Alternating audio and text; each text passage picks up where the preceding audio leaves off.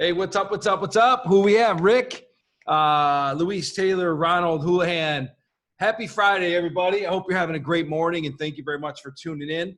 I'm really stoked to talk to you about selling and capturing more listings and delivering a listing presentation that is just flat out undeniable. And over the years, I obviously been teaching how to drive the listing side 18 years now. To top agents. And every single year I add tidbits and psychology to the framework of an already great listing presentation, gosh, 10, 12 years ago, to something that I believe is just spot on now. And the first thing that we have to understand, and I think this will really help everyone that's watching, most people have never been formally trained in this fashion, but no matter whether you're scripted or not, and whether you're off track or on track, what's important is to understand is the sales process. Because if you really fully understand the sales process, how to be a consultative sales individual, you'll always know what to do. All right, and no one can ever take you off track because you'll always be reminded of the whole process. And step one, obviously, is to build rapport. Right? We already all know that, but I'm not a big fan of, well, you have 8 minutes to build rapport. I mean, when you build rapport, you build rapport. I've built rapport, and sometimes we talk for a half an hour, and we're genuinely having a great conversation about our kids' sports or moving or how bad, our sports teams are doing, whatever. But we want to build rapport. When you're working referred leads, it's very easy because you can profile the individual, find out about their likes, dislikes, hobbies, kids' information, etc. When you're working cold leads, you just have to work a little bit harder. And part of that is it will be done in the tour of the house when you show up for that listing presentation, which we'll come back to in a second. But building rapport is really talking about some of the do's and don'ts of rapport. Don't talk about things you don't know anything about. If the person you're meeting is obviously a wine connoisseur because they've got all these $1,000 bottles laying around and they're up on mantles and stuff. If you're not a wine drinker, you can ask questions. What led you to do this? Why is it your hobby? Where's your favorite wine from? No, I'm not really a wine drinker, be honest, but build rapport. But just don't talk about the Yankees if you don't follow baseball. Don't talk about wine if you've never had a glass of wine. So building rapport is really, really critical. I mean, when I say critical, what we have to look at is the sales process in terms of gates. You do not go to the next gate unless the previous gate has been satisfied. And what most people think that rapport building is to get the prospect's mind at ease and to bring their walls down. It's actually not. It's actually the purpose of rapport is to bring your emotional spot to a right area, right? To get your mind and your body very relaxed and comfortable so that you can go into mode. And because emotions are transferable, quick example of that is being on an airplane with an infant and having that infant cry for 3 straight hours, right next to you, right? That emotion comes in you, right? Emotions are transferable. And when you're building rapport and you have that really confident, at ease emotion, they're going to be at ease, okay? The second step, really the most important step, the step that most people really don't understand or don't execute is the qualify. The sale is made or lost in the qualify, period, end of story. If you can't get them to say certain things in that presentation that you need, in other words, you ask predetermined questions that you already know the answer that they're going to come up with, that is designed to set up the next phase, which is your presentation phase. Then if they don't qualify, you don't present. And I talk to, 20-year veterans in real estate, right? And I'll ask them to explain me what a proper qualify, and they're just way off. Why? Because they've never been taught how. If there's one thing that I'm very grateful for my first mentor in sales is really teaching me the psychology behind the qualify. So when we look at the pain pleasure principle, right? We understand that all people make decisions based on gaining a benefit, pleasure, or avoiding a loss, pain. That's why Michelin puts babies in their tires, so because logically, it doesn't make sense to spend more money on Michelin tires when they can get them from Cooper cheaper, right? But emotionally it does, because you know what? The Cooper tires are not built as good as the Michelin, and they're going to last you longer. And I mean, gosh, for $100 more, wouldn't you want to protect your infant, right? That's their messaging. That's their marketing. To avoid pain, we spend more money, right? So people make decisions on emotion, not logic.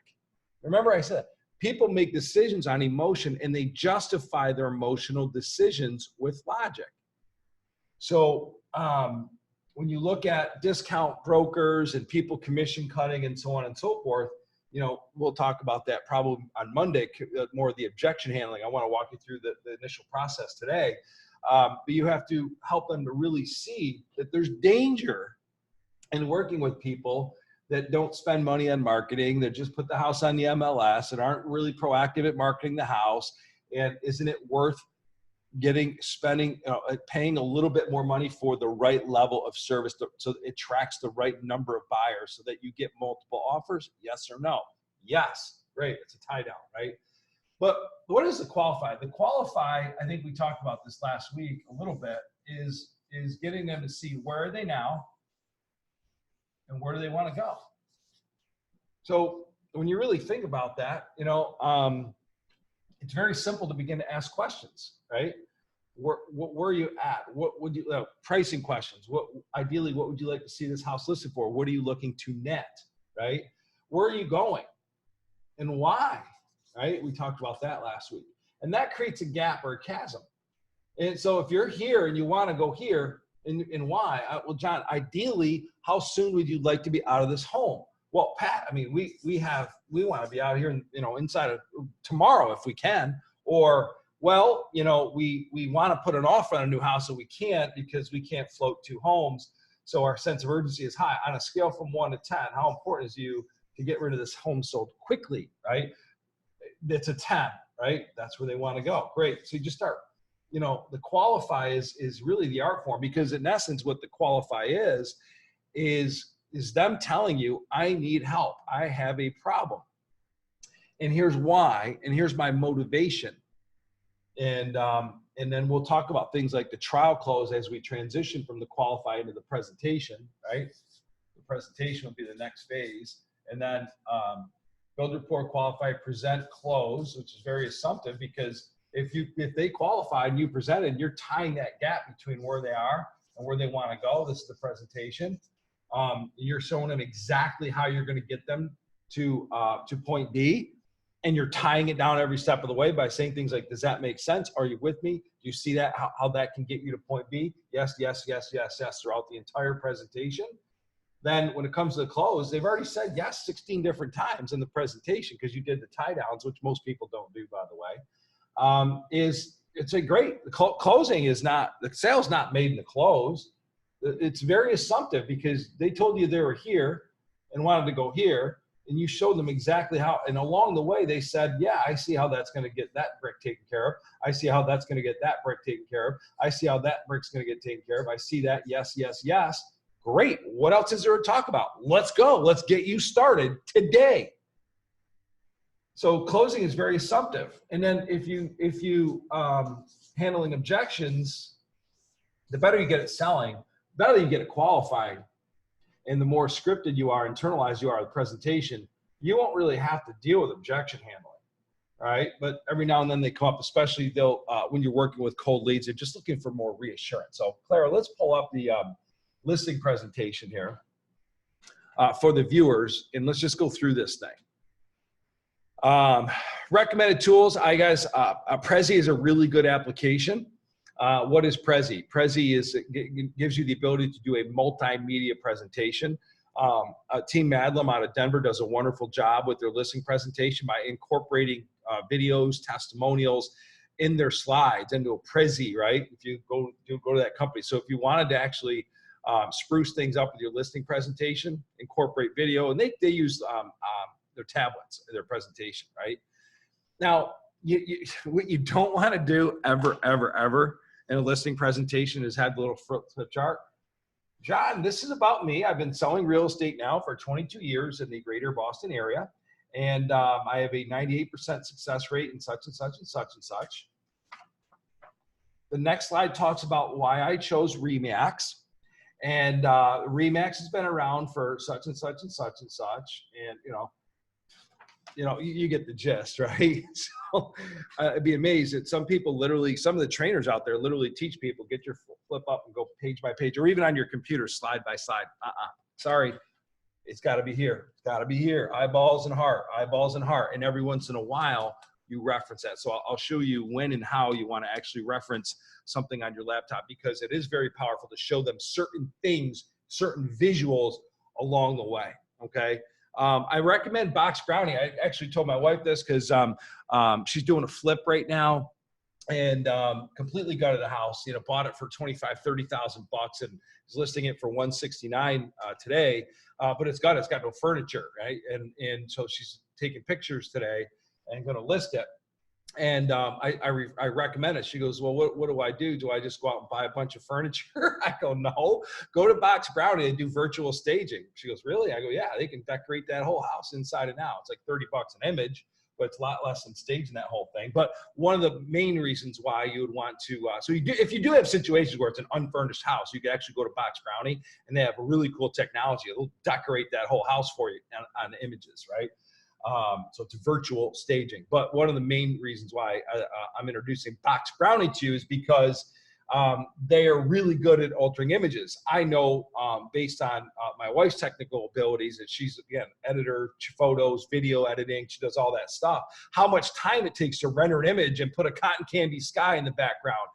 We know that dusk images get more clicks and views and interest than actually sunny homes do, right? So making it a dusk setting, creating greener grass, right? So it's like $1.50 or $1.75 to just give the image to them, tell you what you want done with it, and boom, you get back. It's an amazing tool for you. So there's a golden nugget for you today. Check out Box Brownie.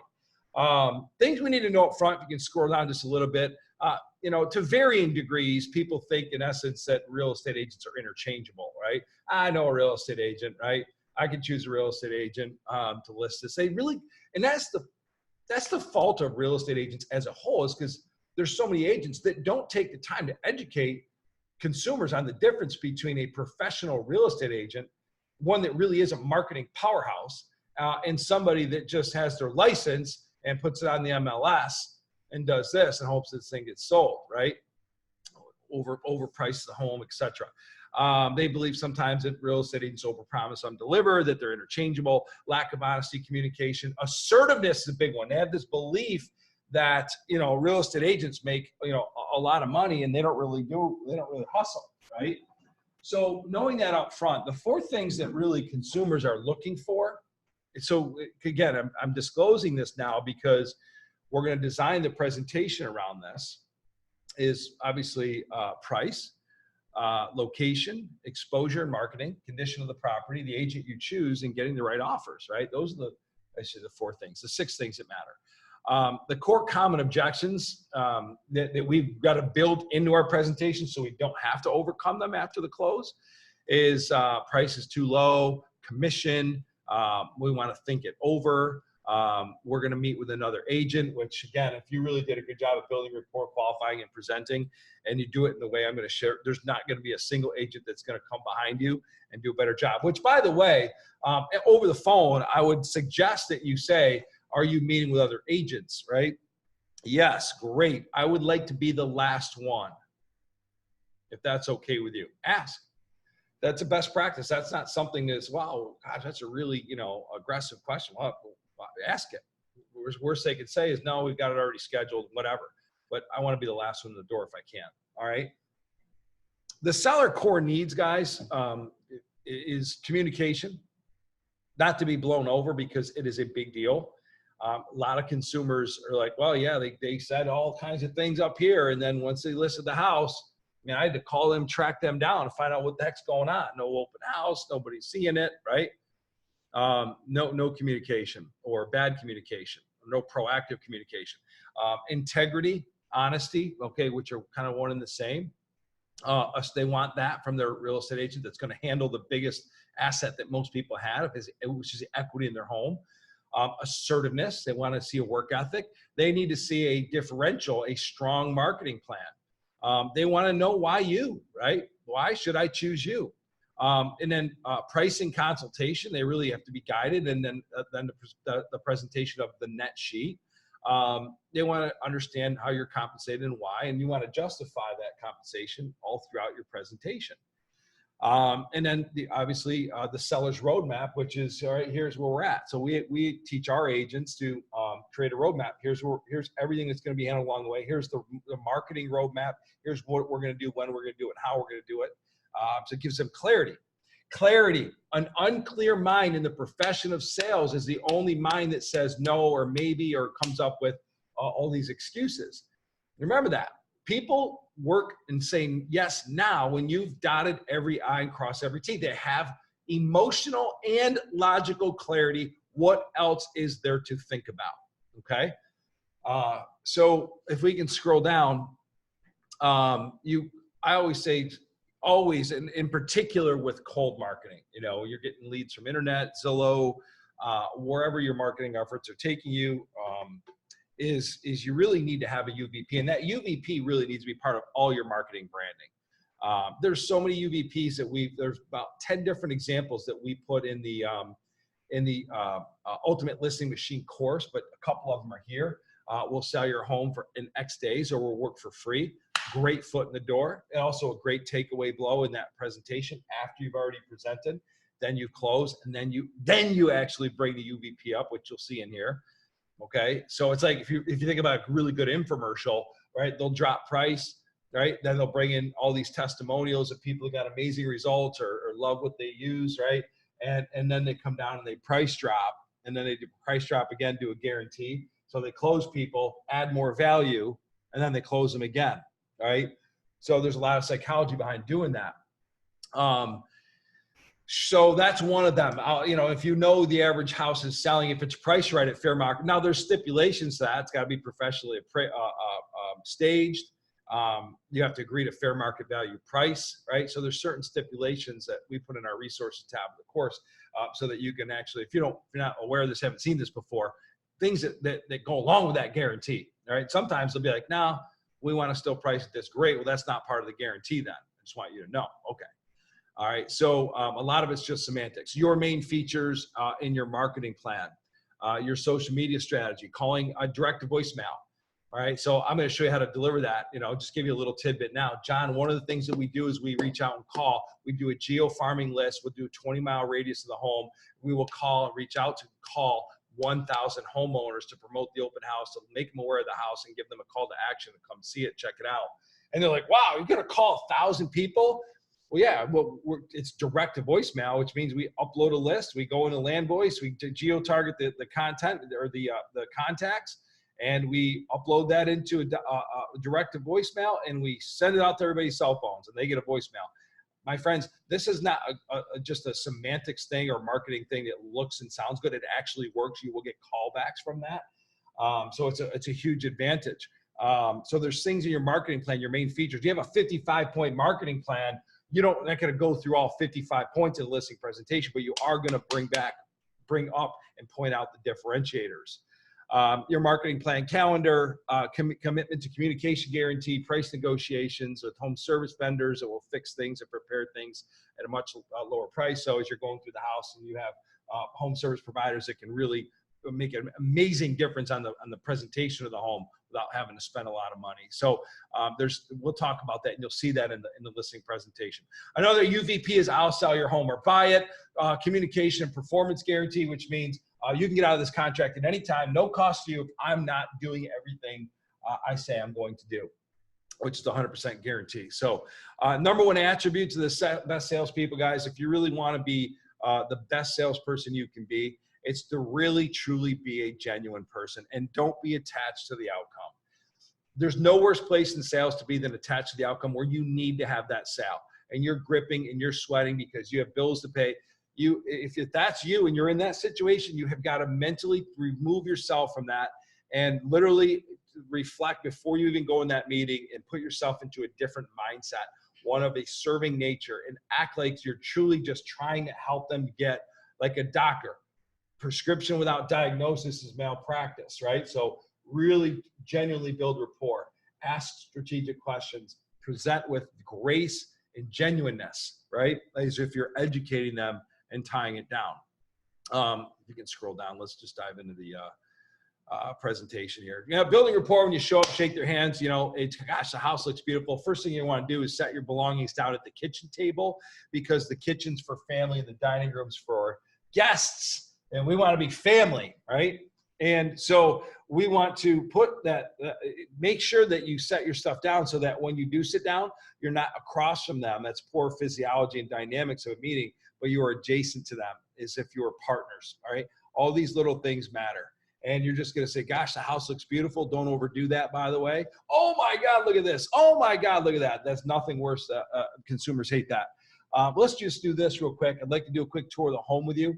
And if you could, you know, and then you literally start walking and go through this to see, to take a look at the room size, conditions, see what kind of upgrades. And I'd like you to just actually talk to me as if I were a buyer and you were actually selling this home. So I get to understand the main features, what are the things you like about it, and what are the things that you've done since you bought it to make it a better home. Does that sound okay with you, Mary? And you literally start walking. And when you start walking, I always take my shoes off, and my mom always taught me, regardless, even if they say, no, leave mine, I'm like, no, I insist. That's just what my mom taught me.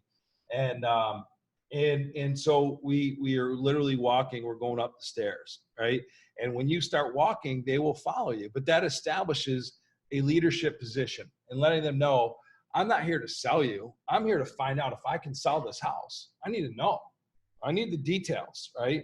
And I need you to tell me, I need you to sell me on this thing, right? So, and you do it in a professional manner. It's not pushy. It's not arrogant. It's not rude. It's just, you're the doctor and they're the patient. So if you can go down to the qualify, you'll know, like I say, you'll know when enough rapport has been established. By the way, the whole purpose of the home is not to do an actual tour. The whole purpose of the tour of the home is to build more rapport. You know, when you see a picture of Napa and you're like, oh my gosh, you've been in Napa? God, my wife and I have been there a few times. Absolutely love it. We love going in the fall, blah, blah, blah, blah, blah, right? You're looking for little league pictures, right? And you're building genuine rapport. People like enthusiastic people.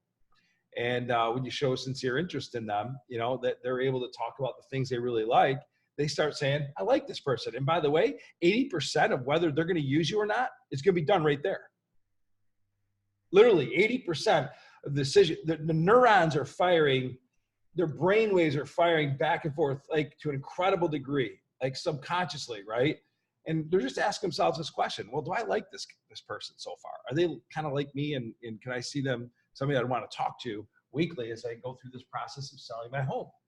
So you have to have really good bedside manners. Setting meeting expectations, you'll just know. So when rapport building's done and you're starting to sit down, now sometimes they will actually say, well, you know, things like, well, what do you think we can sell this for, Mary? You know, or Pat, what do you think, what can we sell this home for? What kind of numbers did you come up with? You have to redirect that and take control. Because the minute if they want to talk price, and that's the first thing in their brain, if you start answering that questions, you're toast. Because if they don't agree with you and the next realtor comes in, they says something that they intuitively agree with and what they want, they're going to be more inclined to you, because that's a logical decision. If people don't make decisions based on logic, they make it on emotion. And the only thing they emotionally give a you-know-what about is price until you bring up these other elements. Make sense? Yes, that's a tie down. So you have to redirect that. Well, you know, Pat, what do you got for me? What do you think we can price this house for? Well, John, I'm going to answer that, but I'll tell you what I do. I've prepared myself at great lengths for our time today. I just have a few basic questions I want to ask you first, if that's okay with you. Then we'll hit on the price of commission, marketing plan, and how to get this home sold. Does that sound fair to you? Is that okay with you? And I'm doing it. Is that okay with you? And I start nodding their head. They start nodding their head. Guys, I do this in seminars. Literally, when I'm doing my role play and I start nodding my head, the whole room looks like penguins. I swear to God, everybody starts nodding their head because I'm nodding my head. So again, this is just, it's little things, guys, that make all the difference in the world.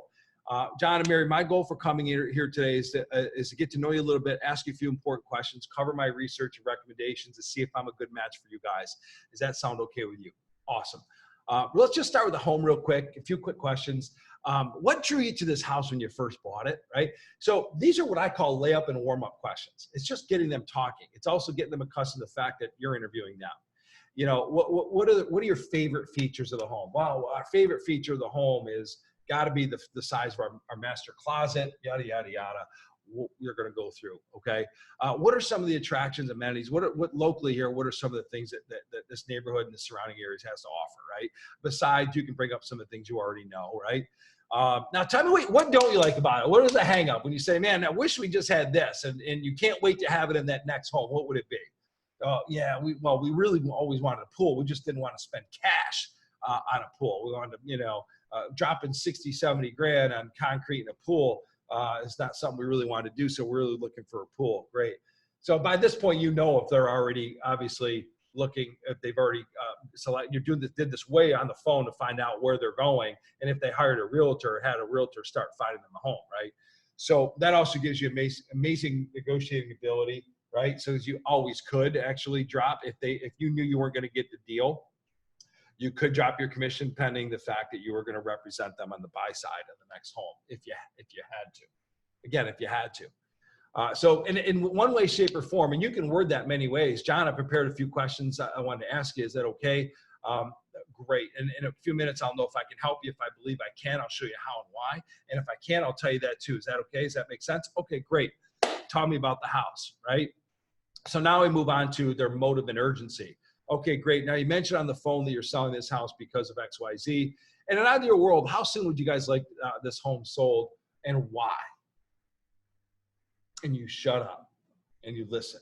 And when you listen, you're listening with incredible focus with your eyeballs and sincerity and nodding your head. Okay, right? That makes sense. Do you anticipate any challenges at all with selling it? No, I don't think so. You know, blah, blah, blah, whatever they're going to say. You know, what would you actually do, God forbid, if it didn't sell? What would be the plan? What's the plan B there, right? You know, obviously where you guys are going, are you purchasing a new home, building, buying, whatever, okay?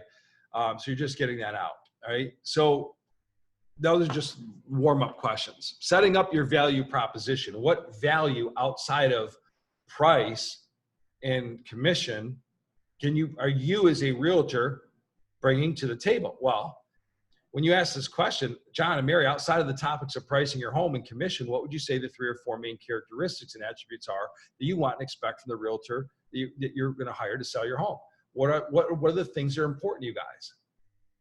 See, when I ask that question, I already know the answers, and that enables me to design my pitch book, pre-listing package, however you want to word it, around those 4 or 5 things, so that I can create a presentation solely around those 4 things. So when they say it, this is what I want, then I can then present with my words and with my tool as a visual aid exactly how, with clarity, I'm going to actually resolve that issue, or how I'm going to be somebody that is good at the things they said they wanted. That makes sense, guys? So the art of sequencing is asking questions, again, that you already know the answers to. And that's what great salespeople do. So once we know that, right? So we say, literally, you got a notepad. John and Mary, before we talk about pricing and getting this home sold and how I'm paid, etc., what would you say the 3 or 4 attributes, the things that are really important to you when you look at the qualities of the real estate agent you want to work with, John? What are those 3 or 4 things? In one way, shape, or form, they're going to say communication. Just write down communication on your notepad. One way, shape, or form, they say integrity or honesty, right? You know, in one way, shape, or form, they're going to say we want somebody with a really strong work ethic and that it's assertive, okay? Boom, boom, boom. And if they don't say that, you can spoon feed it. So if you didn't get them to say work ethic or assertiveness, you know, you can actually spoon feed it by saying, again, so John and Mary, you know, as you know, a lot of real estate agents, they do the 3 Ps. They put on the MLS, they put a sign in the yard, and they pray that somebody comes up. That a lot of people, because of that, are concerned with the actual work ethic and the level of assertiveness of the agent to really hustle to get the home sold. Is that something that you guys are also, is that an important aspect as well, obviously? Yes? Right? Oh, yeah, absolutely. We forgot about that one. So you can actually bring it up and then tie it down if they don't say it. Make sense? So again, if they don't say these 4 things, either you have the words and a tool around these 4 things, then you bring it up and then tie it down. Is that something you're looking for? Yes? Great. And you write that down. Okay. So now once you bring that out, and strong marketing plan is obviously number 4. They're not going to say a strong marketing plan, or they may. They're just like, look, hey, somebody that's going to do something different, you know, to get this in front of a set of eyeballs, because we have a unique such and such, and we need somebody that's really going to aggressively market this home. So if you can scroll down, Claire. Now, once you've done that, you now dive in. Now you're going to the price qualify. Okay. Now, listen carefully as I say this. I talk to top agents. I coach top agents and talk to them weekly, and have done so for many, many years. And what I'm about to share with you is a best practice, and they all do it. So when it comes to pricing your home, you know, let me just start here, guys, because I've got my numbers, I've done my research, and they're in a bag. I'm going to bring that out. But ultimately, what are you guys looking to net out of this home? Where would you like to see the house priced? If they said, because I had somebody over the phone, you know, a couple months ago say, well, you know, they're going to say, you know, well, that's why you're here. We want to see your number first. And I say to you, then you're terrible at building rapport with them. And you really had no rhyme or reason you're qualified. Because if you're showing genuineness and sincerity, and they're starting to view you as the neurosurgeon, the doctor, the highly paid attorney, they're not going to cooperate with you because they believe that you're leading them the right way. You know, now if they do say, well, you know, Pat, and even if you bit, now they may ask it a nicer way. They very well may. You know, be honest with you, we really would like to know your number first. I would say, John, you're going to see my numbers regardless. I can't change them between now and me showing you them. I like to know what's in your head first and where you came up with that number, just so I know what the gap is, so I can figure out is at which side, how can we meet in that happy medium. So if that's okay with you, what is in your head? Ideally, what would you guys like to get out of it? I'm just going to ask them one more time. If they balk and they say no with kind of being mean about it, I'm going to disclose. I literally take my glasses off and I'll look at them, because I know I'm not getting that sale. If I'm combative and ping-pongy after I did the general qualify and talking about price, major issue, major issue. So you never move on, because we look at sales as gates, and you disclose, John, you know, one of the things that I take great pride in is I will only take on listings. I've actually turned many listings down because I know what it takes to sell a home. I have an extensive marketing plan that I'd like to share with you here today. But if I can't take lead and really get the questions I need answered in the format I need to, I have no way of doing, and wouldn't have the first clue of how I can actually recommend how I can sell this house. And so there is a specific process that I follow, and that process has led me to a 99% success rate with my clients. So I'm not asking these questions to set you up to deceive you or to manipulate this conversation. I'm asking these questions in the way I'm asking them because I really need to know what is in your head. Does that make sense? And they'll say, okay, got it. Yeah, that makes sense, Pat. We're just worried because such and such. And if you ask that with genuineness, right, you regain control. You disclose, you completely regain control. And if you haven't, this is something, if you haven't, we're going to go a few minutes longer today. If you haven't, then what do? If the gate hasn't been set, if they're not qualifying, no chasm, no close them. That's what my mentor used to always say. No chasm, no close them. What that means, no gap. If you haven't established that gap and they're starting to ping pong in the qualify, they're never going to buy. So you do this massive takeaway, and you literally take your laptop and you fold it down. Well, that's okay, John and Mary. I do appreciate you guys giving me the opportunity to come in here. And in some cases, it's just not a great fit. And that's okay too. But I do want to thank you. I literally slowly start getting up, put my business card out there. I do want to thank you for your time so far this morning. If anything changes, please let me know. And I'll put my hand out, shake hand goodbye. Again, not being mean or rude. And okay, when I tell you that consumers never see agents that are willing to do that massive takeaway, I want to say 99.999% of the time, they will be like, oh shit, this guy's for real. And I like it because that's the kind of person I want selling my home. I don't want a wimp. I don't want passive Pat, right? I want somebody who's going to take control. They will say, no, it's okay. No, sit down. No, we're really interested. They'll say, really interested. We want to know. Okay, well, then if it's okay, can I just get the answers to the questions I need in specific order? Yes, great.